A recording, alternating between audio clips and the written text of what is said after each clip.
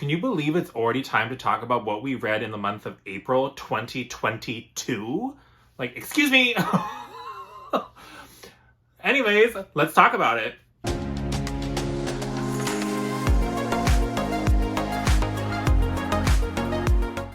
Hi guys, welcome back, bienvenue and all that jazz. It's time to talk about some books, or specifically, let's talk about all of the books that I managed to get to in the month of April, of which there are 7 of them.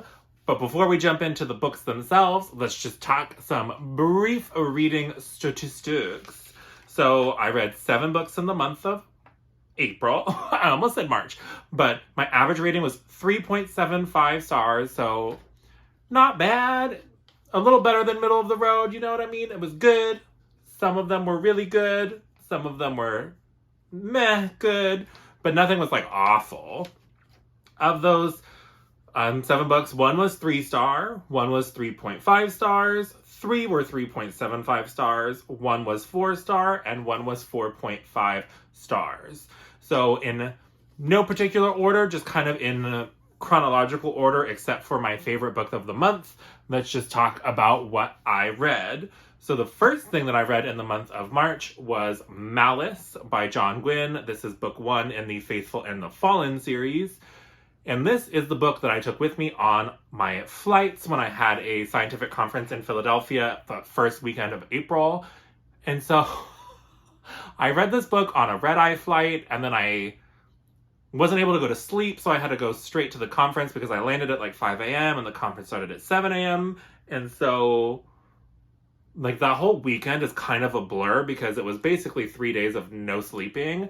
And when I had spare time, I was reading this book. And so like, I don't know if I'm just like a wizened old hag or if the book wasn't as memorable as I was hoping it would be, or some combination thereof. But this book was fine. I gave it 3.75 stars because I remember some of like the magic elements with like the giants being like one of the main catalysts of the magic in this world, and them being like these elementalist giant wizard things was kind of cool. There was some character growth. This book definitely leaned into one of my not so favorite tropes of the like overly hateful bully that like just wants to murder you at every chance and like not for great reasons. I think like I had somebody try to explain it to me as like, well, it was a time where honor, and I'm like, yeah, but whatever. Like like it was just, I don't know, just like the level of hatred and aggression just did not make sense to me. And so because of that, I'm like that really kind of like dampened my love of this book. There was some cool like evil white snakes, and like there's definitely like some crumbs being laid for things happening in the future.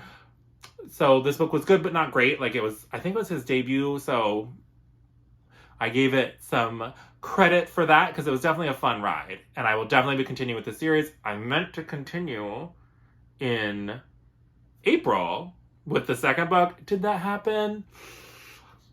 Let's not talk about that. So then I didn't read these all sequentially. I read like 2 of them back to back, and then I read the other one later in the month. But since I'm talking about one, I shall talk about all, and that is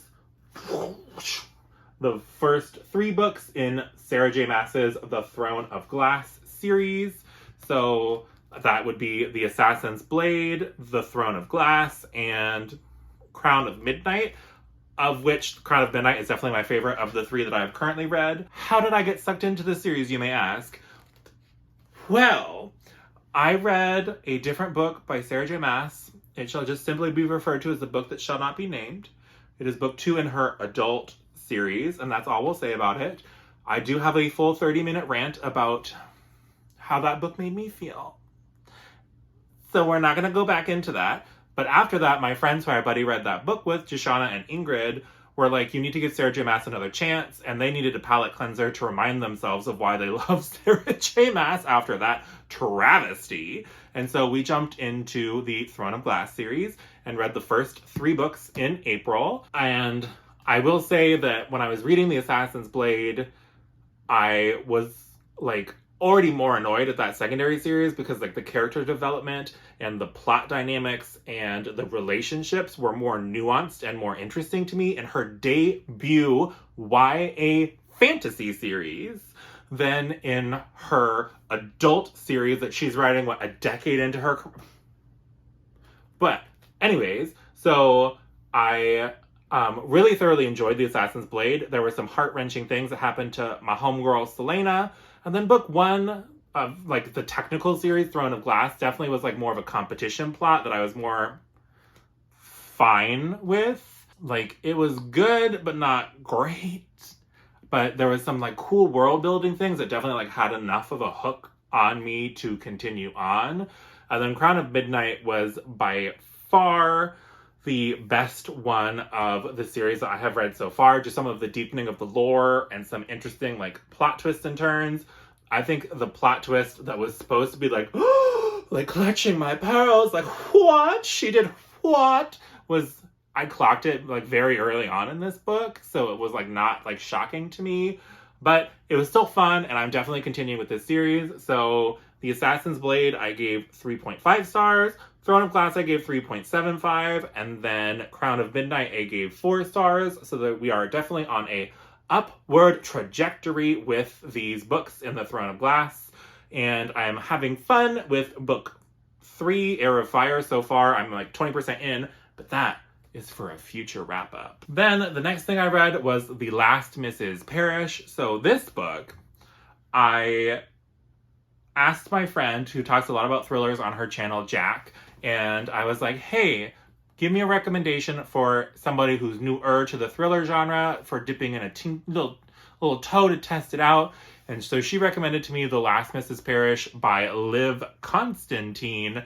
And I think that maybe this style of domestic thriller is just not my jam, not my tea. Like, everybody in this book is a despicable person. Like, I hated everybody. Like, the lengths that they will go to like, just be manipulative and awful people, I didn't necessarily have the most fun time, like, immersing myself in. I do think that there were some interesting little, like, twists and turns. There's a reason that I read basically exclusive fantasy. Yeah, so, like, that book, I could tell, like, if you're really into domestic thrillers, it's probably, like, real good. And she has, like, fond memories of it, because I think it was one of the earlier thrillers that she read. But for me, I think the next time I dive into a thriller, it needs to be, like, a murder mystery thriller, or, like, a, like, Scream type thing, but in book form, I would read. So I just don't think the domestic thriller is really for me, because, like, I don't know, the basically, like, sexual assault and just, like, the weird, abusive dynamic, just I did not enjoy reading. But it wasn't a bad book by any means, and so that book I gave 3 stars. And then the last book that I read this month that I literally just finished, like, over the weekend was Age of Swords, which is book 2 in the Legends of the First Empire by Michael J. Sullivan. If you have been on my channel for any length of time, then you know that when I read book 1, Age of Myth, I loved it. Loved everything about it, loved the characters, loved the plot, loved everything. It was just so cool, so fun, 5 stars. This book, in comparison, was definitely a step down in my personal opinion. It leaned on some, like, nautical type stuff that I'm not the biggest fan of in the first place. Like, nautical stuff is just not my jam. And it was not as gripping. We focus on some of my favorite characters in this book, and they go on a quest for reasons. And it wasn't anywhere near as good. So this book was only a 3.75 star. I'm still definitely going to be continuing with the series with Age of War. I have it checked out from the library, and hopefully I'll get to it somewhat soon. But yeah, book 1, amazing. Book 2, less amazing, still fun, will still continue, but definitely a little bit disappointing after that banger that was book 1. And then finally, my favorite book of the month was The Bladed Faith by Mr. David Dalglish.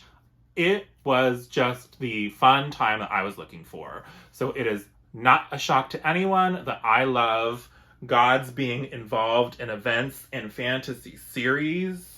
It is one of my favorite tropes ever known to man. And so when you start your book with 2 gods leading their paladins into war against an evil empire, and then we have the training montage that doesn't overstay its welcome, and then some kind of unique magic with god whispering and basically trying to foment rebellion against the evil empire.